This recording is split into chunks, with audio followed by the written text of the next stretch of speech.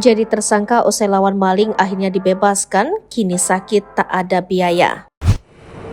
Nestapa Muhyani meski sudah bebas usai jadi tersangka karena menusuk maling demi membela diri, kini pria 58 tahun itu justru sakit-sakitan. Publik dibuat prihatin karena Muhyani terkendala biaya untuk berobat ke rumah sakit.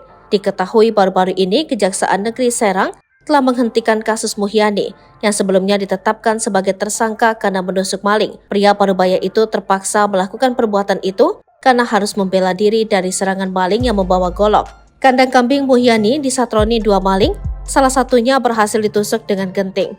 Keesokan harinya, pencuri yang akhirnya diketahui warga sekitaran bernama Waldi itu ditemukan tewas di tengah sawah. Tak terima keluarga Waldi melaporkan kejadian itu ke Polres Serang. Syukurnya kini kasus tersebut telah dihentikan. Meski begitu, Rohili putra Muhyani mengatakan kondisi kesehatan ayahnya menurun karena masalah hukum yang sedang dihadapi. Muhyani terbaring sakit paru-paru yang dideritanya kambuh usai penangguhan penahanannya.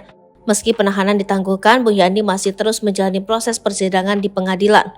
Belum tenang pikirannya kalau belum vonis bebas, kata Abah. Jadi Abah gak mau makan, gak nafsu katanya.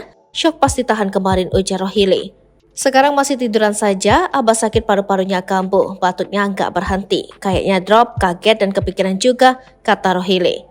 Muhyani sudah sempat berobat ke klinik, namun klinik menyarankan agar warga lingkungan Ketileng, Kelurahan Tritih, Kecamatan Walantaka, Kota Serang itu menjalani ronsen di laboratorium. Namun hal itu tak kunjung dilakukan karena keterbatasan biaya. Pihak keluarga akhirnya memutuskan untuk membawa peternak kambing itu kembali ke rumah. Berobat aja uangnya dapat minjem sama tetangga, mahal di klinik berobatnya. Rp175.000 bayarnya. Suruh ronsen tapi abang gak ada uang buat ronsennya, ucap Rohili. Download Tribun X sekarang, menghadirkan lokal menjadi Indonesia.